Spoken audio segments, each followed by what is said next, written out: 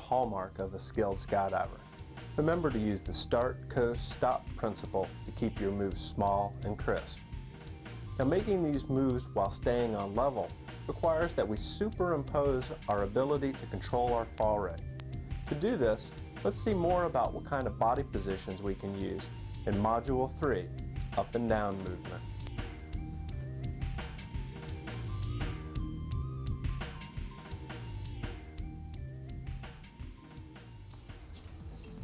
Let's now look at how to change fall rate in order to move straight up and down. We are going to use a balanced deflection of air to make these moves, but this time we will vary how much we are deflecting the air. Recall that when we have a balanced deflection of air, we can create an aerodynamic force that exactly balances our body's weight. However, by varying our body position, we can control the size of these aerodynamic forces.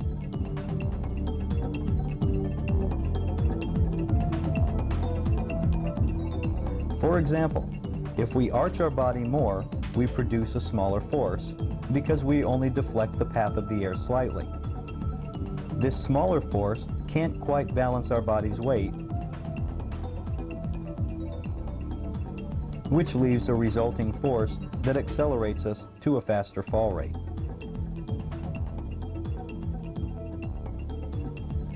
While a slow fall position deflects the air more. This will result in a larger aerodynamic force. Because this force is greater than our body's weight, we are decelerated to a slower fall rate.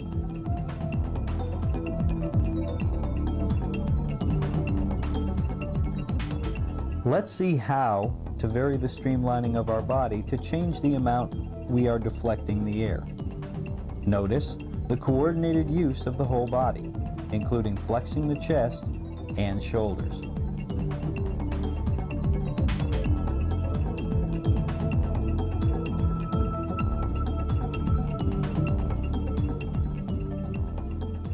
From this point of view, we can see the articulation of the spine and coordinated use of the whole body to control fall rate.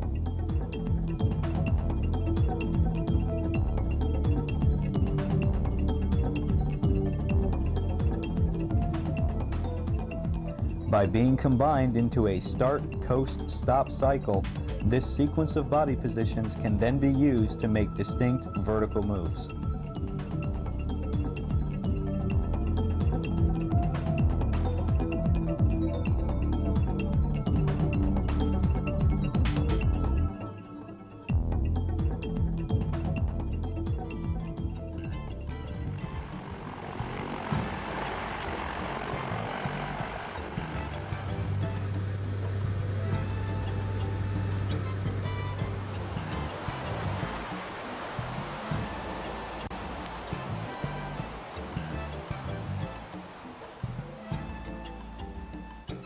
As you watch the video, can you see Jack change the shape of his spine to control fall rates?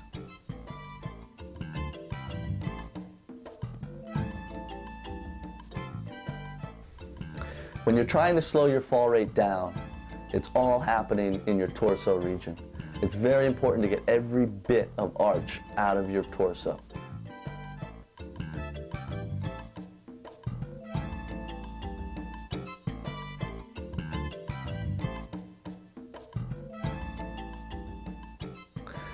My fast fall body position comes from my waist. I let everything blow back from that point and relax into it.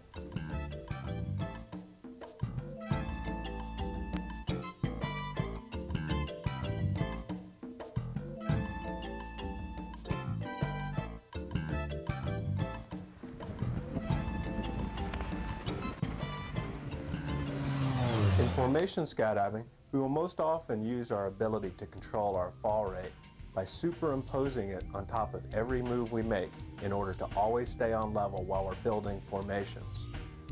Now that we understand more about staying on level, let's look at the next skill that we want to work to master in Module 4, Turns in Place.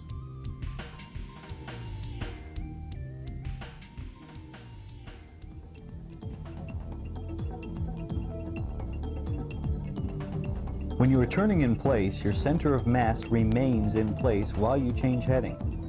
Let's look at how we can use our ability to deflect air and create the forces necessary for turning in place. Recall how our neutral position causes a balanced deflection of air to the left and right. This is part of the reason that our neutral position allows us to sit still on the grid. We can change our body position in a way that produces the asymmetrical lateral deflection of air shown here.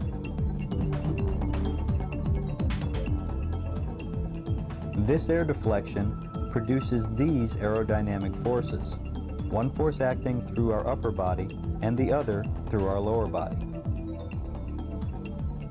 Again, these forces can be rewritten into their vertical and horizontal components.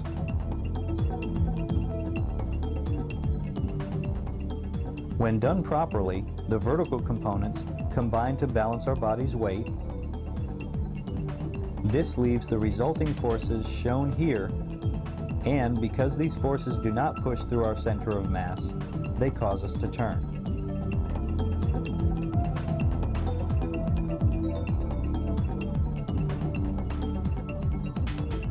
To produce the needed lateral force in our upper body, we can bank our upper body and flex our shoulders to catch and steer more air to the side. To produce the needed lateral forces in our lower body, we need to unlevel our knees and rudder our booties to steer air to the opposite side.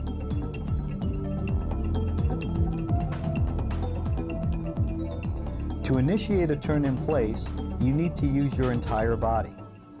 You must coordinate your upper and lower body to deflect equal amounts of air in opposite directions at the same time. The ability to do this is required to generate a turn in place. To turn these body positions into a move, they must be combined into a start, coast, stop cycle of body positions. Remember that when initiating the stop portion of the move, you must continue to balance the use of your upper and lower body in order to remain in place while you are stopping.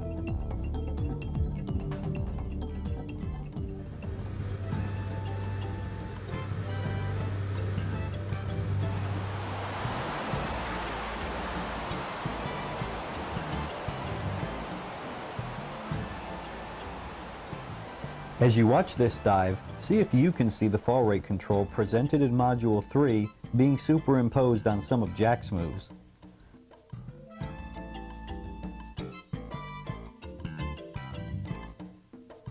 When skydiving, you generally want to maintain eye contact with the center point.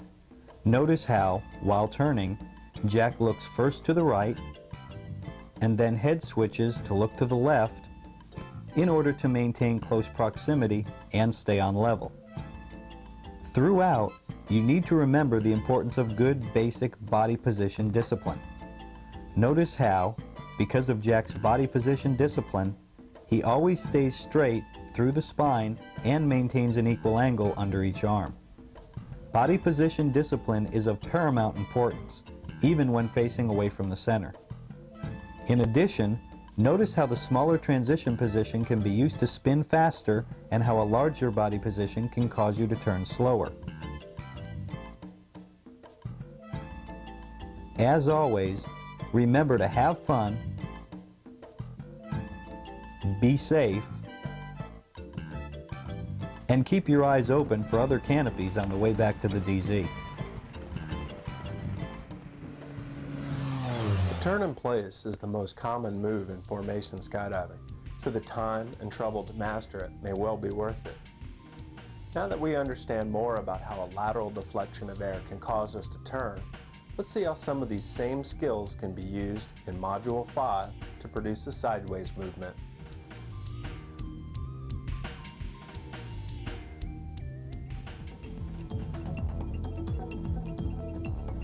The final fundamental skill we are going to look at is sideways movement. You will want to learn to do these moves while staying on level and maintaining heading.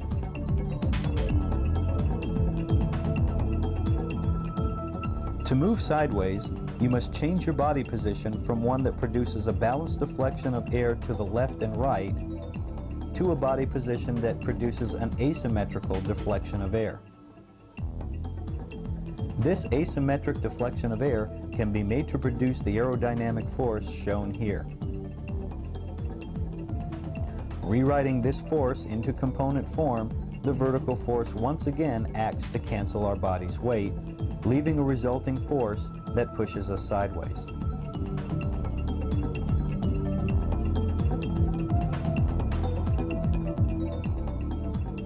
To produce this sideways force, we can use the same techniques that we developed to turn in place. We will push the air to the side using our upper body, and also push air in the same direction with our lower body.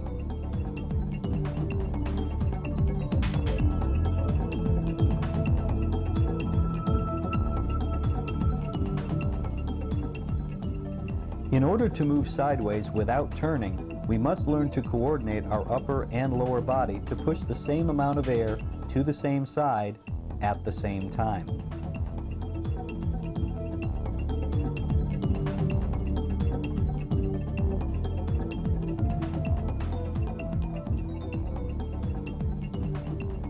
As with all moves, these body positions need to be combined into a start, coast, stop sequence in order to make small, controlled moves.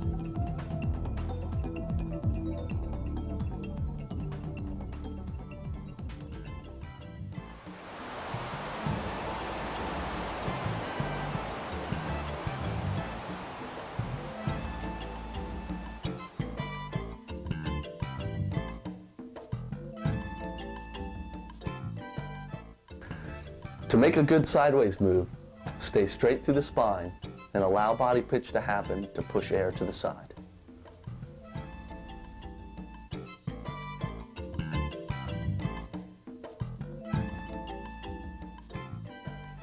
In this video, can you see the neutral position being used to sit still?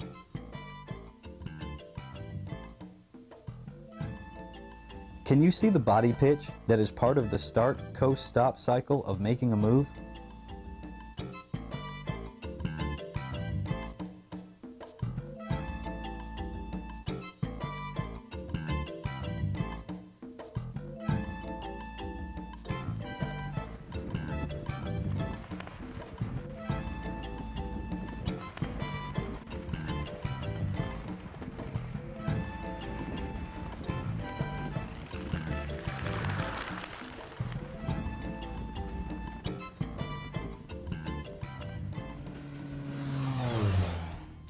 Sideways movement was the last of our fundamental moves defined by our degrees of freedom. Now that we've seen each of these fundamental movements, let's look more closely at how these fundamentals can be combined to produce more generalized types of moves in Module 6, Superpositional Movement.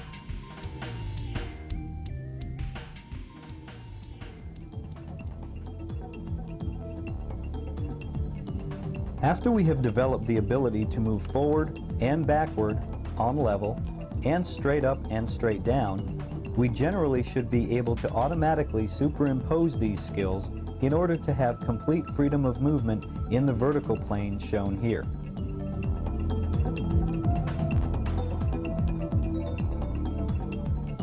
Once we've developed our ability to move forward, backward, and sideways on level, we then have the ability to move from any place to any other place on the formation skydiving playing field.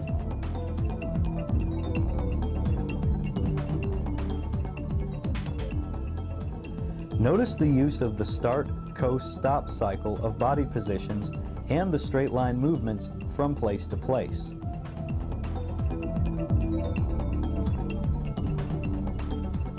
In addition, we can superimpose a turn around our center to make even more exotic moves on level while still moving in a straight line from place to place.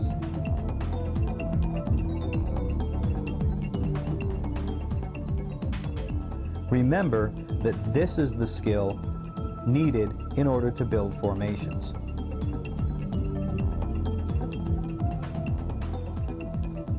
The ability to do superpositional moves is automatic if you can demonstrate all of the pure fundamental moves we've discussed. This is because this type of superpositional move is actually a combination of forward, backward, up, down, turning, and sideways movement skills.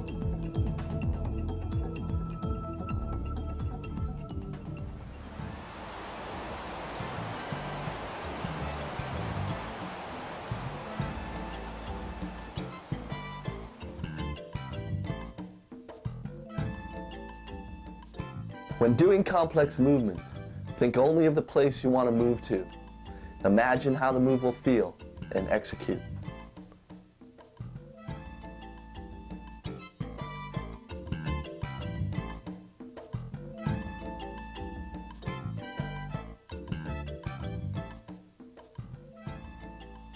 As you watch this video, can you begin to see the body pitch necessary to make the starts and stops for the diagonal move shown here?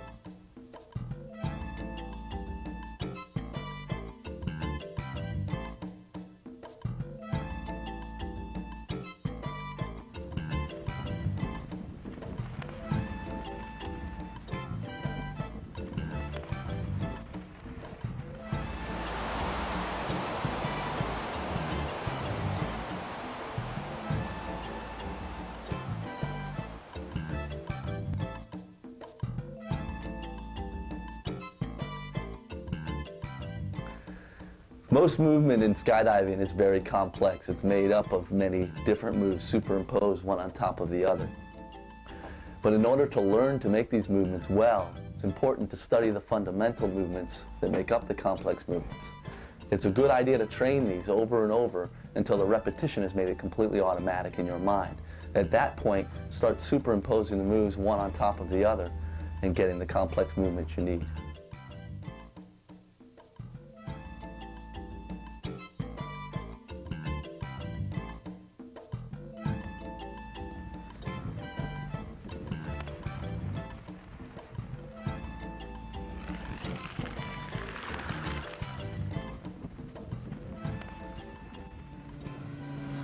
This video should leave us with an improved understanding of how to move from any place to any other place. And remember, we started this video